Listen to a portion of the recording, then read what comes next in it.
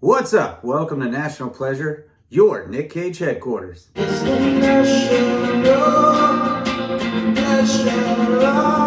All right, it's time to learn about the world around us through the eyes of Nicolas Cage. Are you ready? This episode, we're going to focus on the time that Nic Cage actually spent the night in Dracula's castle. That's right, you heard that correctly. He actually spent the night in Dracula's castle. Here's what we know. In a Reddit Ask Me Anything Q&A, in response to a fan question, Idris Elba shared a funny story about the time he worked with Cage in the 2011 Ghost Rider Spirit of Vengeance.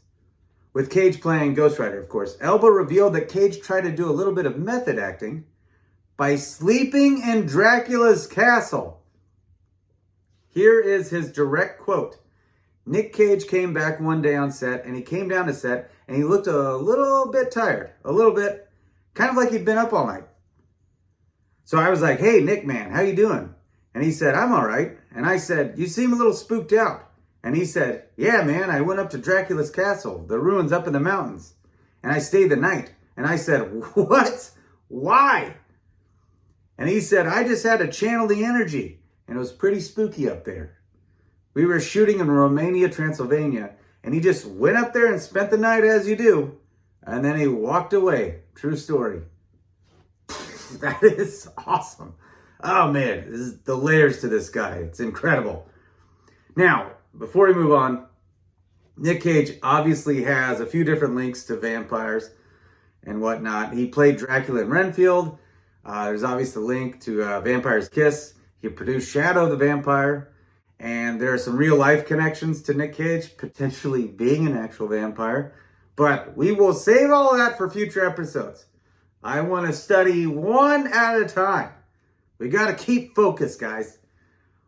Now, I love that Cage was so casual about this whole thing, like with his response, with very little follow-up. He's just like, yeah, this is 100% normal, right? You didn't go up to the castle and spend the night? What's wrong with you?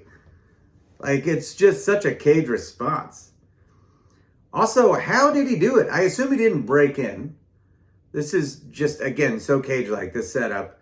I would imagine it took a while to set up this whole endeavor, and he had to think way ahead to do this. But it's even better if he just walked up to the castle and knocked, like, there was like a drawbridge that came down, and then he knocks on this giant door, and he's like, I'm Nic fucking Cage, let me in, God, I really hope that's what happened.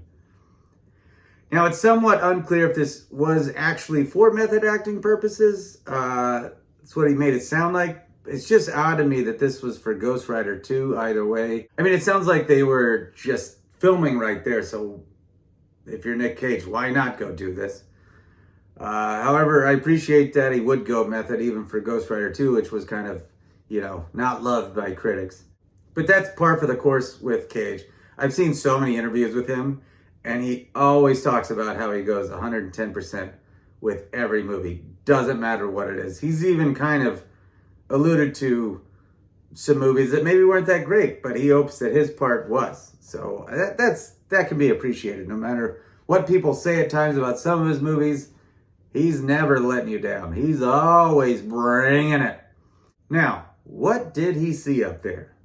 Like many Nic Cage myths, we have this nugget of a story with no follow-up, Aside from what Elba has to say. What happened in the Castle of the Night?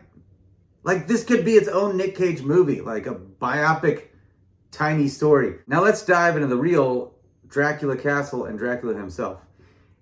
The castle itself stands on the edge of an enormous cliff with a 1,000-foot drop-off, although I read a few things. Sometimes it's at 300 feet, sometimes 400 feet. This one's at 1,000 feet. Any which way, it has a beautiful view of the Carpathians, and the rooms are luxurious, but are absent of mirrors.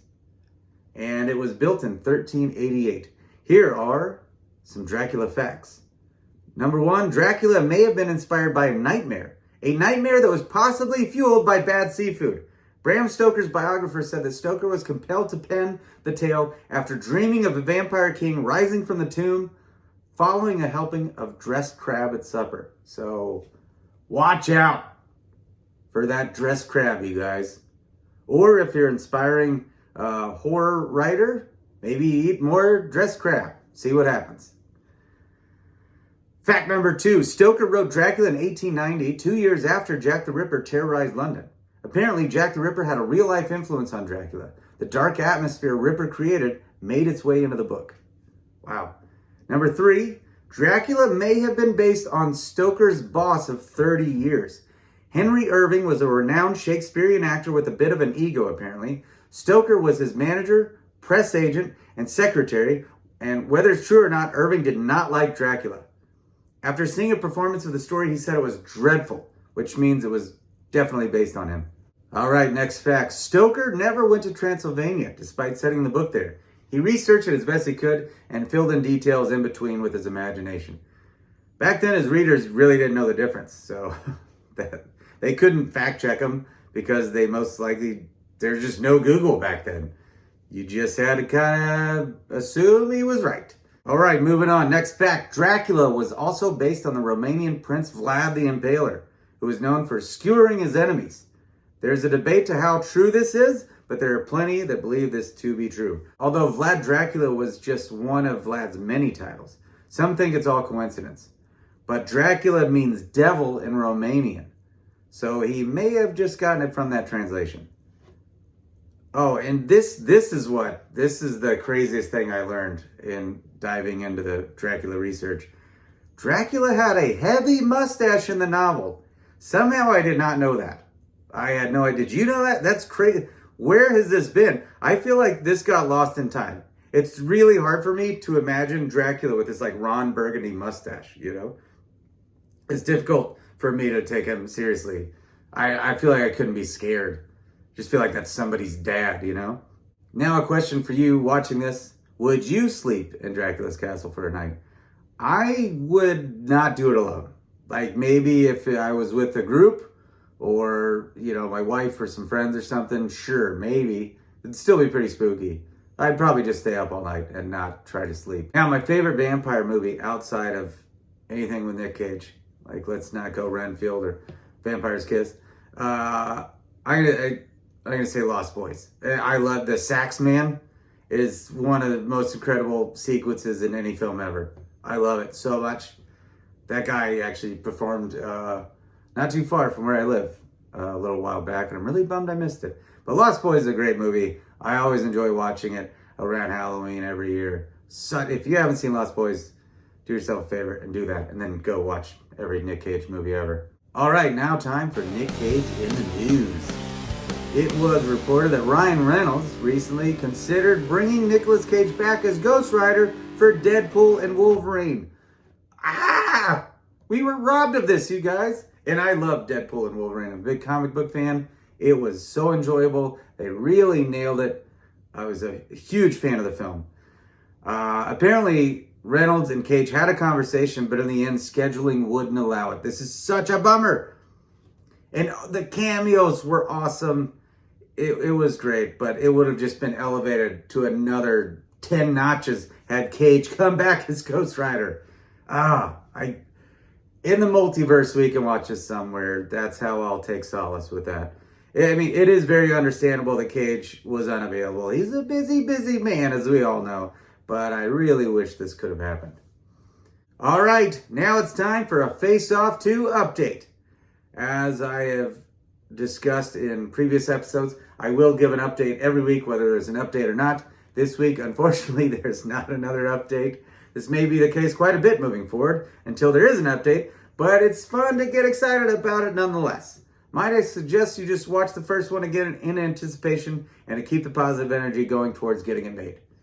Things can fall apart quickly in Hollywood, and on that note, no news is good news, okay? Because things fall apart quickly, if you don't hear anything, that means it's still going. Because the second the wheels fall off, people jump on it. They want to report the bad news and let people know and break their hearts like this project isn't moving forward. So no news means it's still moving forward. We have hope, you guys. And now it's time for my favorite segment. What is Nic Cage doing right now? I believe that Nicolas Cage is currently swimming the English Channel with waterproof earbuds that are playing the Pixies' Where's My Mind over and over and over and over and over and over again as he recites Edgar Allan's The Raven to himself repeatedly as two classically trained clowns row alongside him in a rowboat, showering him with praise and rose petals. That's what I think he's doing right now. And I have a pretty good instinct with this. And if he's not doing it, we're all better for thinking that that could be happening, aren't we? All right, guys, that's it for this episode. Thanks for tuning in. Be sure to like, subscribe, comment, and come on back next time. Can't wait to see where Nic Cage takes us next.